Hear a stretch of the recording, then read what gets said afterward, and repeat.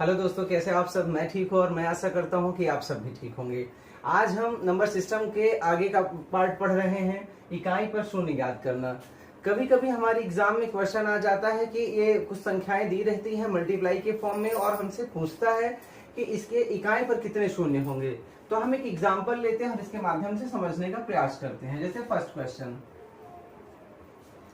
2 की power 5 multiply 3 की power 4 multiply 5 की पावर 7 मल्टीप्लाई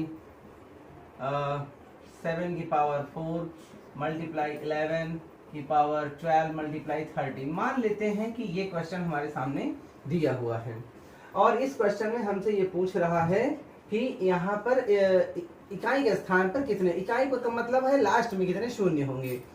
तो लास्ट में अगर हमको इसमें शून्य बताना है तो आपको सबसे पहले इस बात का ध्यान होना चाहिए कि इस टाइप के क्वेश्चन में कभी भी हमें 2 और 5 के अलावा किसी और पर ध्यान ही नहीं देना चाहिए। जैसे 2 और 5 है, इस पर ध्यान दो। अगर कोई ऐसी संख्याएं प्राइम नंबर है उन पर हमको ध्यान ही नहीं देना चाहिए।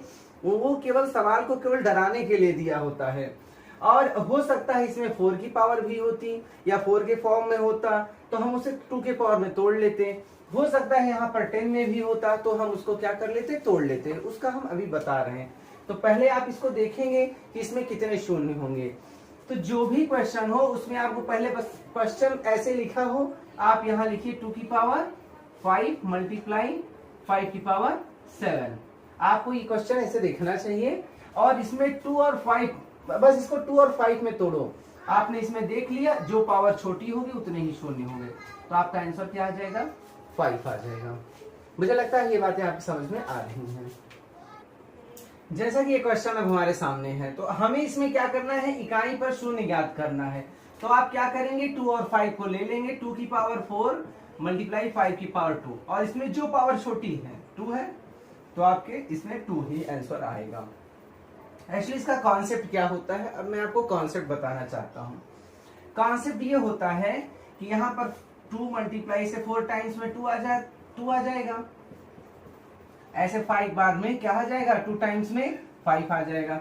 अब ये दोनों पेयर मिला के क्या बन जाएंगे, 5 2 जा 10 और ये दोनों क्या मिल जाएंगे, 5 2 जा 10।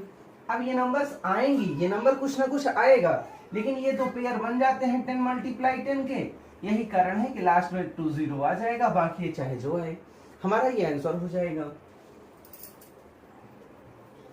अब जैसे ये क्वेश्चन हमारे सामने दिया है और हमें इसमें पता करना है इकाई पर कितने शून्य होंगे।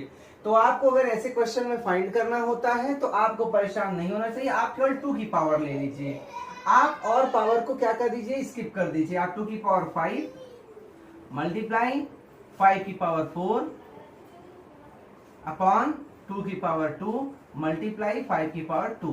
आप चाहे तो यहीं से ऐसे काट दीजिए तो 2 की 5 पावर 2 आ गया, ये आ गया 2 की पावर 3। अब इन दोनों में जो पावर छोटी हो वही पावर लेके आप कह दीजिए लास्ट में शून्यों की संख्या कितनी होगी, 2 शून्य होंगे। अब हम अगला क्वेश्चन लेते हैं।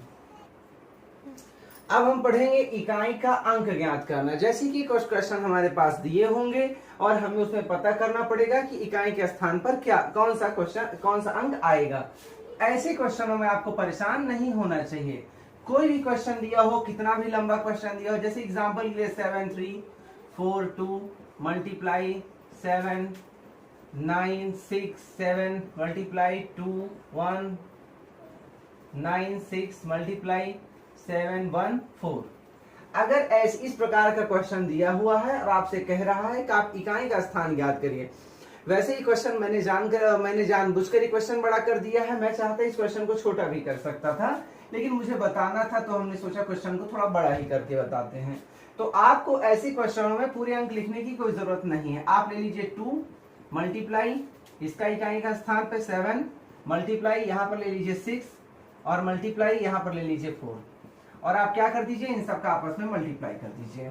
मल्टीप्लाई करते वक्त तो भी ध्यान दीजिए, जैसे 2 7 जा 14 तो 4 आ गया, 4 6 जा 24 4 आ गया। अभी 2 छोड़ते चल जाएंगे, 4 4 जा 16 तो 6 ले लेंगे। तो इकाई के स्थान पर क्या आ जाएगा, आपका आंसर क्या हो जाएगा, 6 हो जाएगा।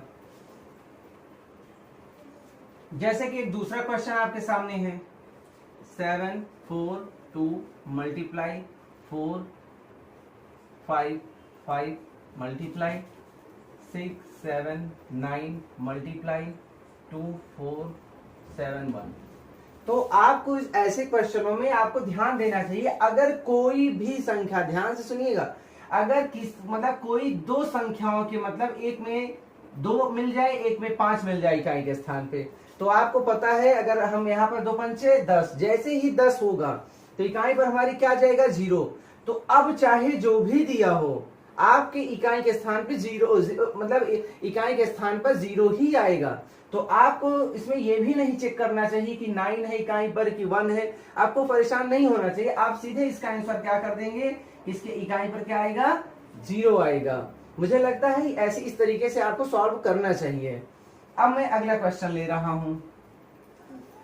अब जैसे इस क्वेश्चन में हमें ये पता करना है इकाई के स्थान पर क्या आएगा, तो आपको परेशान नहीं होना चाहिए। 5 2, जैसे ही आपने देखा कि इधर 5 आ गया, इधर 2 आ गया, आप नहीं संदेह हो जाइए, आप कह दीजिए 0 आ गया। मुझे लगता है ये तरीका आपकी समझ में आ रहा होगा।